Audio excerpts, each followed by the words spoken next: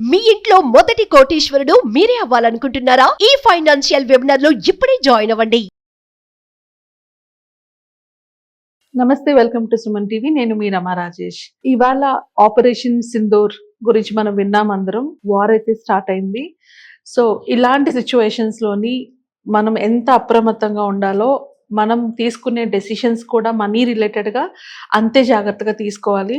చాలా మందికి war start అయిన దగ్గర నుంచి చాలా డౌట్స్ ఉండే ఉంటాయి కదా. అంటే ఇప్పుడు వార్ స్టార్ట్ అయింది, మళ్ళీ మార్కెట్ పడిపోతుందా, పడిపోతే మళ్ళీ ఎప్పుడు కోలుకుంటుంది, అసలు వార్ వల్ల మనం మనీ ఇన్వెస్ట్ చేసిన అమౌంట్ మ్యూచువల్ ఫండ్స్లో కానీ స్టాక్ మార్కెట్లో కానీ పెట్టిన వాటికి ఏం జరుగుతాయి, ఇలాంటి ఎన్నో క్వశ్చన్స్ ఉంటాయి కదా. సో వాటి గురించి ఇవాళ మనం స్పెసిఫిక్గా మాట్లాడుకుందాము. ఇదివరకు జరిగిన వార్ డేటాని ఇక్కడ మనం కంపేర్ చేసుకొని మనం ఇలాంటి సిచ్యువేషన్, అంటే ప్రాపర్గా ఇది ప్రస్తుతానికి వార్ కాదు, బట్ అది కనుక వార్ కింద ఎస్కలేట్ అయితే ఎలా ప్రిపేర్ అయి ఉండాలి, వీటన్నిటి గురించి కూడా ఇవాళ వీడియోలో తెలుసుకుందాము. And first and most important part ఏంటి అంటే, ప్యానిక్ అవ్వకండి. ఇది సిచ్యువేషన్ ఇంకా మన ఇండియా కంట్రోల్లోనే ఉంది, ఇదేది అవుట్ ఆఫ్ కంట్రోల్లో వెళ్ళిపోలేదు. సో అండ్ ఇది వార్ కూడా కాదు, ఇట్ జస్ట్ స్టార్టెడ్. అంటే వాళ్ళు ఇచ్చిన ప్రశ్నకి మనం ఇచ్చిన సమాధానం అంతే. బట్ మోస్ట్ ఇంపార్టెంట్లీ ఇక్కడ ఇండియా చాలా స్ట్రాటజిక్గా ప్లాన్ చేస్తుంది. ఇట్స్ నాట్ లైక్ ఇలా వెళ్ళి అలా కొట్టామన్నట్టు కాదు, చాలా స్ట్రాటజిక్గా అన్ని వైపుల నుంచి పాకిస్తాన్ అయితే బ్లాక్ చేస్తూనే ఉన్నారు ఇండియాలోని. సో కమింగ్ బ్యాక్ టు మన టాపిక్, అంటే మనీ రిలేటెడ్గా ఇలాంటి టైంలోని, ఇలాంటి సిచ్యువేషన్స్లోని మనకి ఎలాంటి ప్రాబ్లమ్స్, అంటే మన స్టాక్ మార్కెట్ కానీ మ్యూచువల్ ఫండ్స్ కానీ ఎలా రియాక్ట్ అవుతాయి, దాని ఇంపాక్ట్ ఎంతవరకు ఉంటాయి, మన ఇన్వెస్ట్మెంట్స్ సేఫా కాదా, చాలా క్వశ్చన్స్ చాలా మందికి ఉంటాయి. కాబట్టి నేను అంటే దిస్ ఈజ్ అ టైం, ఈ టైంలోనే మనం హిస్టరీ చూసుకోవాలి. అంటే మన రిటర్న్స్, అంటే మనం బ్యాక్కి వెళ్ళి ఇలాంటి వార్స్ జరిగినప్పుడు ఇండియన్ స్టాక్ మార్కెట్ ఎలా రియాక్ట్ అయింది, నిఫ్టీ 50 ఎలా రియాక్ట్ అయింది, వీటి గురించి కనుక తెలుసుకుంటే మనకు ఒక క్లారిటీ వస్తుంది. సో కార్గిల్ వార్ ఏదైతే ఉందో మనకి 1999లో జరిగింది. సో జరిగినప్పుడు అది కూడా కరెక్ట్గా May 3, 1999లోనే కార్గిల్ వార్ జరిగింది. సో జరిగినప్పుడు ఫస్ట్ మంత్, అంటే మోస్ట్లీ ఏం జరుగుతుందంటే, వార్ జరుగుతుందా జరగదా ఈ కన్ఫ్యూజన్లో ఉన్నప్పుడే మార్కెట్ ఎక్కువ వలటైల్గా ఉంటుంది, ఎక్కువ పడుతూ ఉంటుంది. ఎందుకంటే ముందుకెళ్తా మన వార్ జరుగుతుంది అని తెలిసినా కూడా దాని ఇంపాక్ట్ తక్కువ ఉంటుంది. ఆ కన్ఫ్యూజన్లోనే మార్కెట్ చాలా లాసెస్లోకి వెళ్తూ ఉంటుంది అనమాట.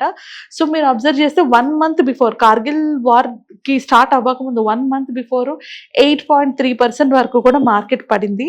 అలానే 1 month తర్వాత, వార్ 1 month తర్వాతనే రికవర్ అయిపోయి 16.5% వరకు వెళ్ళింది. అండ్ నెక్స్ట్ 12 months లోని అది 29.40% వరకు వెళ్ళింది. అంటే విదిన్ 1 month లోనే కార్గిల్ వార్ తర్వాత మన స్టాక్ నిఫ్టీ 50, నేను స్పెసిఫిక్గా నిఫ్టీ 50 గురించి మాట్లాడుతున్నాను, అదైతే రికవర్ అయ్యింది. సిమిలర్లీ 2001లో పార్లమెంట్ అటాక్ జరిగినప్పుడు కూడా 1 month ముందు కూడా, బికాజ్ ఇది అన్ఎక్స్పెక్టెడ్గా జరిగింది కదా, ఇది మనం ఎక్స్పెక్ట్ చేయలేదు పార్లమెంట్ అటాక్ జరుగుతుందని. సో 1 month ముందు 10.10% గ్రోత్లో ఉన్న మన నిఫ్టీ 50 1 month తర్వాత, ఈ అటాక్ జరిగిన నెల తర్వాత 0.8%, -0.8%కి పడిపోయింది. అండ్ అది రికవర్ అవ్వడానికి 1 year కూడా, 1 year దాటి రికవర్ అయింది. 12 months తర్వాత కూడా అది -1.3% నెగిటివ్ రిటర్న్స్లోనే ఉంది. సిమిలర్లీ ముంబై అటాక్స్ తీసుకుంటే మాత్రం ఆ టైంలోని మార్కెట్ కరెక్ట్ అవుతున్న సిచ్యువేషన్ అది. సో అందుకనే మీకు ముంబై అటాక్స్లోని పెద్దగా ఇంపాక్ట్ కనిపించలేదు. 1 month బిఫోర్ అయితే 9% ఉంది, 1 month ఆఫ్టర్ అయితే 3.8% ఉంది. 3 months తర్వాత కొంచెం నెగిటివ్ రిటర్న్స్లోకి వెళ్ళిన ఓవరాల్గా 12 months పీరియడ్లో అది 81.90% రిటర్న్ ఇచ్చింది. ఎందుకంటే మార్కెట్ కరెక్ట్ అయిపోయిన తర్వాత జరిగింది కాబట్టి దాని ఇంపాక్ట్ పెద్దగా మన మార్కెట్ మీద పడలేదు. రీసెంట్గా వచ్చిన యూరి అటాక్ అయినా, లేకపోతే పుల్వామా అటాక్ అయినా, అక్కడ కూడా మార్కెట్ 1 month బిఫోర్ పడిన ఫాస్ట్గానే రికవర్ అయింది. విదిన్ 12 monthsలో మార్కెట్ రికవర్ అయిపోయింది. సో బేసికల్లీ ఇక్కడ నేను చెప్పడానికి ట్రై చేస్తుంది ఏంటి అంటే, వార్ వల్ల కొంచెం వాలటిలిటీ అనేది చాలా సహజం. అండ్ అట్లానే వార్ వల్ల మనకి మార్కెట్ పడడం అనేది చాలా కామన్. ఇది టెంపరీగా జరుగుతున్నది. So in the long run దీని ఇంపాక్ట్ అయితే ఉండదు. 12 monthsలోనే ప్రతిసారి మార్కెట్ రికవరం చూస్తూనే ఉన్నాం మనం. సో ఇలాంటి సిచ్యువేషన్స్లోని యాజ్ అన్ ఇన్వెస్టర్ మీరేం చేయాలి? సో నార్మల్గా ఇలాగా వార్ రిలేటెడ్గా ఏమైనా ప్రాబ్లమ్స్ వచ్చినప్పుడు ఏం చేయాలి అంటే అసలు దాని ఇంపాక్ట్ ఎలా పడుతుంది, మన ఇండియన్ మార్కెట్ మీద ఇంపాక్ట్ ఎలా పడుతుంది, అండ్ అలానే ఇన్వెస్టర్ యాజ్ అన్ ఇన్వెస్టర్ కింద మనం దాన్ని ఎలా ప్రిపేర్ అయి ఉండాలి, ఏం చేయాలన్నవి ఇప్పుడు తెలుసుకుందాము. So first and most important, ఇట్లాంటి వార్ సిచ్యువేషన్ ఉన్నప్పుడు దాని ఇంపాక్ట్ క్లియర్గా మన స్టాక్ మార్కెట్ మీద పడుతుంది. అండ్ చాలా వరకు స్టాక్స్ అన్ని పడిపోతూ ఉంటాయి. అండ్ నెక్స్ట్ థింగ్ దాని ఇంపాక్ట్ దేని మీద పడుతుందంటే మన రూపీ మీద పడుతుంది.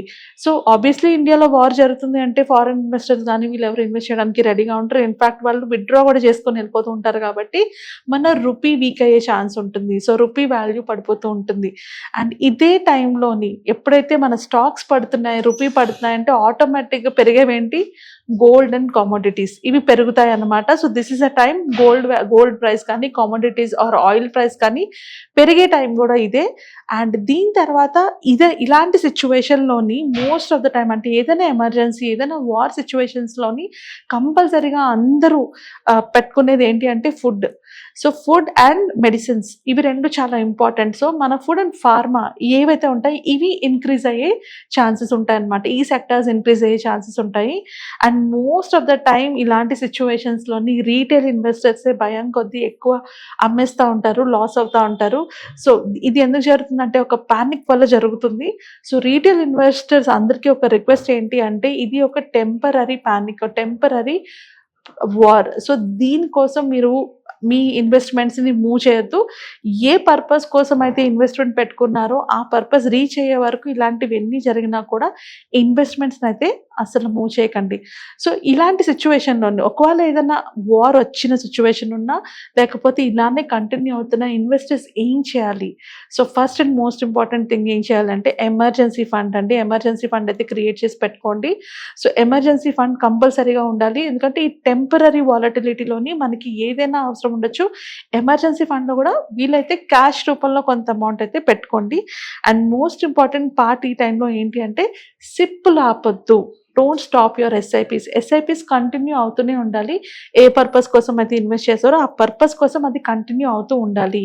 అండ్ అట్లానే ఈ టైంలో మీకు టెంపరరీ ఫాల్స్ ఉంటాయి కదా, ఏవైతే హై వాల్యూలో ట్రేడ్ అవుతున్న స్టాక్స్ కానీ మ్యూచువల్ ఫండ్స్ కానీ ఉంటాయో ఈ టైంలో కొంచెం వాటి వాల్యూ తగ్గుతాయి అండ్ వాటి మనకి రీజనబుల్ ప్రైస్లో దొరుకుతాయి. So this is a time మీ దగ్గర ఎక్సెసివ్ క్యాష్ ఉంటే దాన్ని యూటిలైజ్ చేసి తీసుకోవచ్చు. అండ్ ఇదే టైంలో తక్కువకి వస్తాయి కాబట్టి స్టాక్స్ కానీ మ్యూచువల్ ఫండ్స్ కానీ అప్పు చేసి అస్సలు ఇన్వెస్ట్మెంట్స్ చేయకూడదు. ఈ టైంలోనే అప్పు చేసి ఇన్వెస్ట్మెంట్ చేయడం అనేదంతా రాంగ్ థింగ్ ఇంకోటి ఉండదు. అండ్ మనీ రిలేటెడ్గా ఒకవేళ కొత్తగా ఎవరైనా ఇన్వెస్ట్ చేయాలనుకున్న వాళ్ళు కొంచెం ఆచితూచి అడుగులు వేసుకుంటూ ఇన్వెస్ట్ చేయండి.